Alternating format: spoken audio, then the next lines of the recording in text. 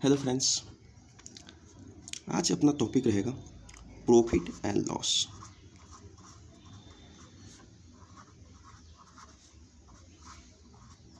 Okay, profit and loss का वैसे already बहुत सारे क्लासेस मैंने ले चुका हूँ, लेकिन आज कुछ इंपॉर्टेंट क्वेश्चन लेके आया हूँ इस टॉपिक से रिलेटेड। ओके, तो प्रॉफिट एंड लॉस को समझने से पहले अपन क्या करेंगे, इसका कुछ बेसिक्स देख लेते हैं। देखो, कोई भी टॉपिक जो अरिथमेटिक का है उसमें अपने को परसेंटेज एंड रेशियो ये दो चीज़ अपने को आनी चाहिए 100% बहुत अच्छी तरीके से, तब जाके अपने को अरिथमेटिक का कोई भी टॉपिक अच्छे से समझ में आएगा। ओके, अन्यथा थोड़ी डिफ़िकल्ट होगी। ओके, तो अपन देखेंगे। वैसे परसेंटेज एंड रेशियो का मैंने ऑलरेडी वीडियो अपलोड कर दिया है, तो आप जाके देख लो ओल्ड वीडियो से।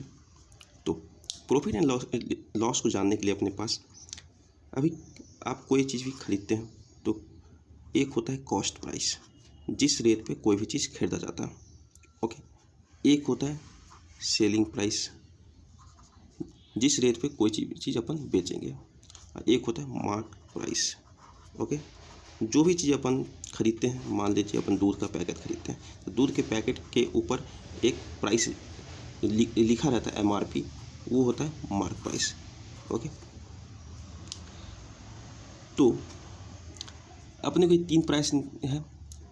तो कॉस्ट प्राइस जो होती है, कॉस्ट प्राइस में प्लस मान लेते हैं एक्स। कॉस्ट प्राइस अगर मैंने कुछ CP पे खरीदा, CP मतलब मेरा कॉस्ट प्राइस है, मैंने CP इस इतने रुपये में मैंने कोई चीज़ खरीदा और एक्स उस पर ऐड करके मैंने SP पे बेचा, तो कॉस्ट प्राइस से सेलिंग प्राइस में क्या होता है, ये होती है प्रॉफिट। ओके, और मार्क प्राइस जो होती है वो उस पर मार्क रहती है, तो अपन क्या कहते हैं, डिस्काउंट देते हैं, तो आता है फिर selling price. Okay, cost price पे अगर हम कुछ प्रॉफिट कमाते हैं, प्रॉफिट लेकर बेचते हैं, तो सेलिंग प्राइस आती है। मार्क प्राइस पे हम कुछ डिस्काउंट देते हैं तब बेचते हैं, वो भी सेलिंग प्राइस होता है। ओके,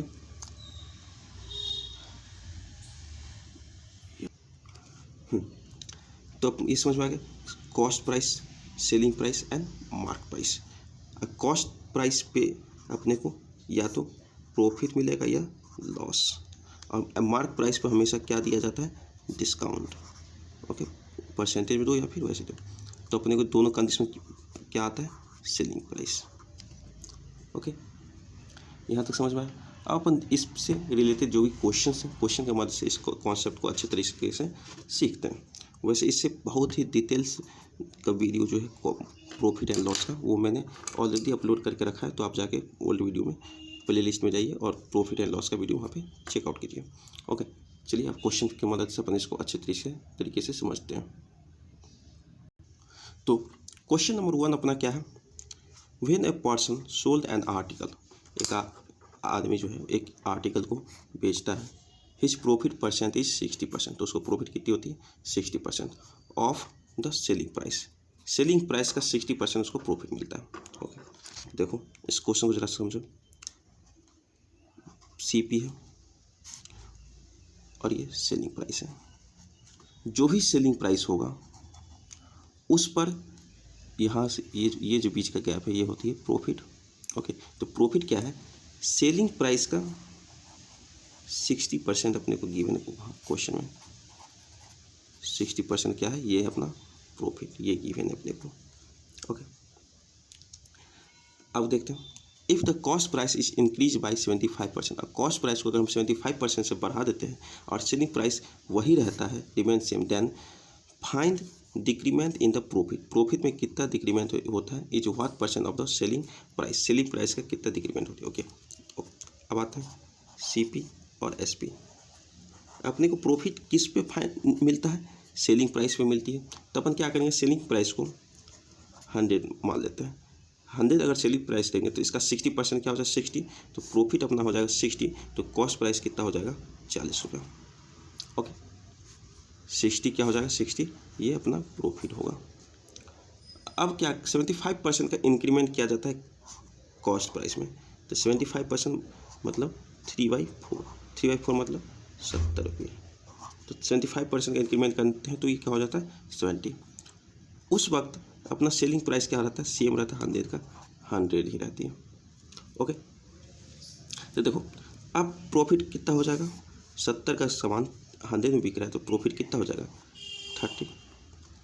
अब प्रॉफिट होगा 30। तो ये 30 जो है इस सेलिंग प्राइस का कितना परसेंट है, तो 30/100 इंटू 100 मतलब 30%। ओके, तो यही अपने को फाइंड आउट करना था। अब आते हैं अगले क्वेश्चन पे। देखो ये बहुत ही अच्छा क्वेश्चन है, ये जो क्वेश्चन अपना सेकंड नंबर क्वेश्चन देख रहे हैं बहुत ही अच्छा क्वेश्चन है। अगर इस क्वेश्चन को अच्छे से समझ नहीं पाए तो ये क्वेश्चन नहीं बन पाएगा। तो देखो इस क्वेश्चन के पहले लैंग्वेज को समझते हैं, एक्चुअली लिखा क्या है। An article is marked 66.23 2/3%, okay, above the cost price. Okay, देखो पहले क्या है, cost price and mark price. 66 2/3% इतना अबव लिखा है, तो 66 2/3 का रेशियो क्या होता है 33 1/3 मतलब 2/3। ओके, अगर कॉस्ट प्राइस 3 है तो मार्क प्राइस कितना होगा 5 रुपये। ओके, इस तरह से मार्क है। एंड लॉस इन, जो इसको लॉस होती है ऑन सेलिंग, उस आर्टिकल को बेचने पर जो लॉस होती है वो क्या है, is 25% of the discount given on it. जो भी डिस्काउंट इस देता है, मान लेते एमपी है, एमपी से कॉस्ट सेलिंग प्राइस यहाँ पे कुछ होगा, लॉस हो रहा है तो लॉस हो रहा है मतलब कॉस्ट प्राइस से कम कीमत में बेचेगा। तो ये मान लेते हैं डी डिस्काउंट देता है। ओके, डी अगर डिस्काउंट देता है, डी का कितना 25% है अपने को लॉस। तो ये जो लॉस है, लॉस ये लॉस ये कितना है डी का 25%। तो अपन क्या लिखेंगे 25% of D equal to loss, ये लिखेंगे। तो 25% मतलब 1/4, रेशियो क्या हो जाएगा L/D, ये हो जाएगा। अगर मैं इसे 4 यूनिट, क्या होता है 4 यूनिट का डिस्काउंट दूँ इस पे, तो अपने को 1 यूनिट लॉस मिलती है, 1 यूनिट लॉस मिलती है। ओके, तो क्या अपन कहते हैं, अगर 3 रुपये में कोई चीज़ अपने को बिक रहा था तो 3 माइनस 1 यूनिट हो जाएगा सेलिंग प्राइस। उसी तरह से 5 माइनस 4 यूनिट, ये भी सेलिंग प्राइस होगी। मार्क प्राइस 5, उसमें डिस्काउंट 4 यूनिट का दिए तो जो आएगा वो सेलिंग प्राइस आएगा, ये हो गया। तो 1 यूनिट का वैल्यू यहाँ से अपन फाइंड आउट कर लेंगे। ओके, तो ये 3 यूनिट इक्वल टू 1 यूनिट मतलब क्या हो जाता है 2/3, ये हो जाता है। 1 यूनिट का इतना होता है कि अपने को क्या निकालने के लिए बोला है, find the discount percent given. तो ये जो डिस्काउंट का जो परसेंटेज है वो क्या है, तो डिस्काउंट परसेंट क्या एमपी पे देते हैं। तो ये 1 यूनिट का वैल्यू अपने को निकालना है, डिस्काउंट कितना है 4 यूनिट, 4 यूनिट मतलब डिस्काउंट कितना हो जाएगा 8/3, ये हो जाएगा। और मार्क प्राइस कितना है 5, तो परसेंटेज डिस्काउंट क्या हो जाएगा 8/3/5, इसे लिख सकते हैं 8/15 इंटू 100 मतलब 53 1/3% का डिस्काउंट। ओके, अब आते हैं अगले क्वेश्चन पे। अपना अगला जो क्वेश्चन है वो क्या है, ए shopkeeper marked his article 50% of the cost price. Okay, cost price mark price, cost price अगर 100 रुपया होगा तो इसका 50% इंक्रीज करके बढ़ाएंगे तो कितना हो जाएगा 150 होगा। And gives a discount of 20%, और इस पे डी कितना 20% का डिस्काउंट देता है, तो क्या हो जाता है सेलिंग प्राइस 20% मतलब 15 मतलब 120 रुपये on it. If he had mark his article 75% of the cost price, अगर वो कॉस्ट प्राइस पे 75% एबो का लगता तो 175 होता ये। ओके, अब the cost price and give a discount of 20%, और 20% का ही डिस्काउंट देता तो सेलिंग प्राइस क्या हो जाती? डिस्काउंट अगर 20% का ही देगा तो सेलिंग प्राइस क्या हो जाएगा? 175 का 20% कितनी होती है? 35। अगर मैं इसमें से 35 माइनस कर लूँ तो क्या हो जाएगा? 140 हो जाएगा। तो आगे क्या बोला? Then find the earlier profit is what percent of the profit earn later. Okay, तो पहले जो प्रॉफिट था 20, ये कितना परसेंट है? लेटर जो प्रॉफिट हुआ इंटू 100 मतलब 50%।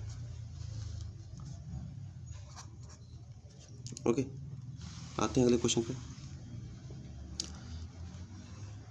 अपना अगला क्वेश्चन जो है वो क्या है? Cost price of B is 200 more than cost price of A. अपने पास A and B two different article है।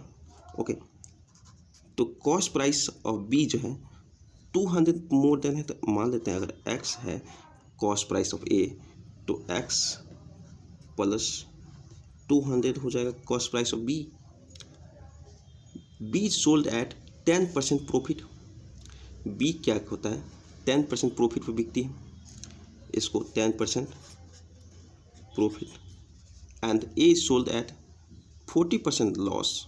ए को क्या 40% लॉस पे बेचा जाता है। And selling price of A and B are in the ratio 4:1। तो इन दोनों का सेलिंग प्राइस है वो 4:1 11 है। देखो तो सेलिंग प्राइस क्या हो जाएगा? एक्स 40% लॉस पे मतलब 60%, ये सेलिंग प्राइस होगा। ये कहता है 10% इंक्रीमेंट करके बेचा जाता है, तो एक्स प्लस 200 इंटू 10% इंक्रीज मतलब 110/100। तो इसका रेशियो क्या है?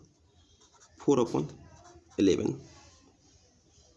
देखो ये 100 तो गया, ये 0 ख़त्म, ये 11 ख़त्म। ओके, अब क्या बचा? 6x equal to 4x plus 4 दूनी 8 800। तो x इक्वल टू कितना हो जाएगा? 400। ओके, तो x इक्वल टू 400 हो गई। अब क्या आगे लिखा है क्वेश्चन में? A is sold at 20% loss, then what will be selling price of A. अगर ए का एक्स अपन मान लिए इतना 20% लॉस मतलब अगर 20 रुपये 100 रुपये में तो 4 80 रुपये, तो मतलब सेलिंग प्राइस ऑफ ए कितना हो जाएगा? 320 रुपये अगर 20% लॉस पे बेचा जाए तो। ओके, यही थी अपने को फाइंड आउट करना। हो गया ये। आते हैं अगले क्वेश्चन पे। अपना अगला क्वेश्चन है wholesaler sells on a wholesaler sells an article to a retailer at 20% discount. Okay, but charges 10% on the discounted price for packaging and delivery. देखो एक होल सेलर जो है वो अपने जो भी आइटम बेच रहा है उस पर 20% का वो डिस्काउंट देता है। मान लेते हैं आइटम 100 रुपया का, उसको 20% डिस्काउंट दिया तो 80 रुपये में बिका। ओके, लेकिन वो क्या करता है 10% का डिस्काउंट 10% चार्ज करता है डिस्काउंटेड प्राइस क्या है 80, इस पर 10% का चार्ज कर लेता है डिलीवरी और पैकेजिंग के लिए। तो अब इसका कीमत कितना हो जाएगा? 10% 8 बढ़ गया ना, तब ये हो जाएगा 80 का 10% 8 मतलब ये हो गया 88 रुपया। Okay, the retailer sell it for 1023 more. Retailer क्या करता है इसको, इसी चीज़ को 1023 मोर रुपये लेकर बेच देता है, there by earning a profit of 25%। At what price है the whole seller mark the item. तो कॉस्ट प्राइस क्या था उसके बारे में अपने को बतानी है। ओके, तो देखो 25% प्रॉफिट पे इसको सेल कर लेता है, तो 88 का 25% कितना हो जाएगा? तो 88 का 25% हो जाएगा अपना 88 का 25% 22। ओके, यही 22 जो है वो किसके इक्वल है, 10 23 के इक्वल है। तो कितने टाइम्स चला जाएगा, 9 दूनी 18, 3 दूनी 6, तो ये 93 टाइम्स कट जाएगी। और देखो कैसे करते हैं, 11 × 2, इसको ये लिख सकते हैं, 11 के टाइम्स जाओ तो कितना हो जाएगा, 11 9 99 बचा 3 33, तो 2 यूनिट इक्वल टू कितना हो जाएगा, 93, ये हो जाएगा। तो अपने को क्या चाहिए, 100 यूनिट का वैल्यू चाहिए। तो 100 यूनिट के लिए क्या करेंगे, 50 से मल्टीप्लाई करो 93 में, तो कितना, 9 5 दिया 15, 9 5 45, 1 46, 4650 आंसर हो गया। आज का सेशन यहीं पर रखते हैं, अगले सेशन में कुछ अलग टाइप के क्वेश्चन लेके आएंगे।